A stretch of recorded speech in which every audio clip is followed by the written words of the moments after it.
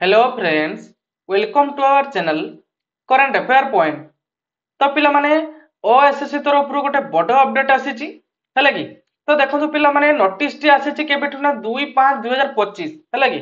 तो मु भाबितिली ए रिलेटेड मु कोनोसी वीडियो बनिबि नाही, बट मु पुनी चिंता कली कि ए रिलेटेड पिला माने समस्त जानि रखिबा दरकार, जहा कि एई भली भाबरे एग्जामिनेशन हॉल रे जदि तुमे एई भली भाबरे इवैल्यूएट करछ रूल को, तबे तुम माननकु एई भली भाबरे दंड दिया जाउछ है कि। तो नोटिस टी को रिगार्डिंग रहिछि पिला माने ना जो 2024 रो सीजीएल है कि, जो मेन एग्जामिनेशन गला केबे पिला माने ना 30/3/2025 रे जो मेन एग्जामिनेशन हेतिला। तो सेइथिरे जने पिला कोन हिची ना से मोबाइल फोन नै जाइतिले है कि एग्जामिनेशन हॉल भीतर को लेखा हिची देखंतु पिला माने mobile phone inside the examination hall बुझिला।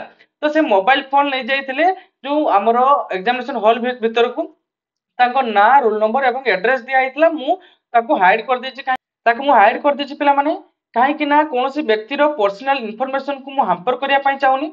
तो पिला माने देखंतु जो combine graduate level recruitment examination 2024 रो एग्जामिनेशन हेतला 30/3/2025 रे।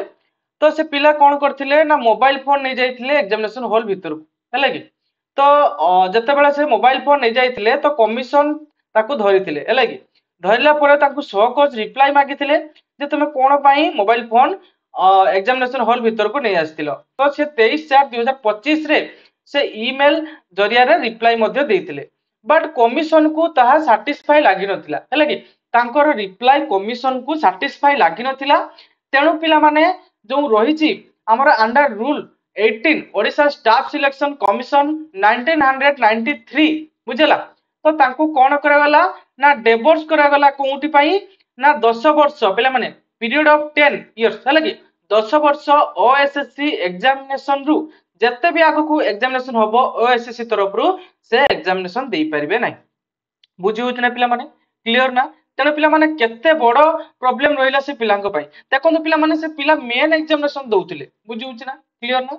से मेन एग्जामिनेशन दउतिले माने से जण भलो पिला हिथिबे काहे ना जो प्रीलिम से क्लियर कर दिथिबे सेति पई से मेन एग्जामिनेशन दउथिबे ना। तो तेणु से गोटे भल पिला हेतिबे। तो फिर भी से एई भली भाबरे काम करथिबे जोगु तांको ओएसएससी तरफ रु एते बड़ स्टेप तांको प्रति निया गला। तेणु पिला माने मोर हम्बल रिक्वेस्ट रहउछि तो माननकु तो माने केही भी एग्जामिनेशन हॉल भीतर को जीवा पूर्व भल भाव चेक करके जीव कौन सी इलेक्ट्रोनिक्स गैजेट नहीं कि नहीं।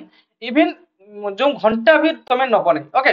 इवन तुम माने कौन सी घंटा भी नब नहीं है कि। तो भल भाव एग्जामिनेशन हॉल को जीवा पूर्व भल भाव निजको चेक करी जीव है कि। तो ये थिला गोटे इनफॉरमेशन पिला माने मु भाबिथिले या रिलेटेड कौन सी वीडियो बनिबि नहीं, बट मु बाध्य हेली बनिया पई काहे कि ना पिला माने देखंतु जड़े पिला 10 वर्ष जदि परीक्षा बेन हो जाउची तेबे ता जीवन में आउ केबे से ओएसएससी रो एग्जाम दे परिबो नाही। काहे कि ना से जदि 10 वर्ष बेन हो साला परे तार एज मध्ये रहइबो नाही एग्जामिनेशन देवा पई ओएसएससी तरफ रु। तेणु पिला माने दया करी एमती भूल केबे कर नाही हैला कि। परीक्षा को जीवा पूर्व भल भाव निजको चेक करी जांतु।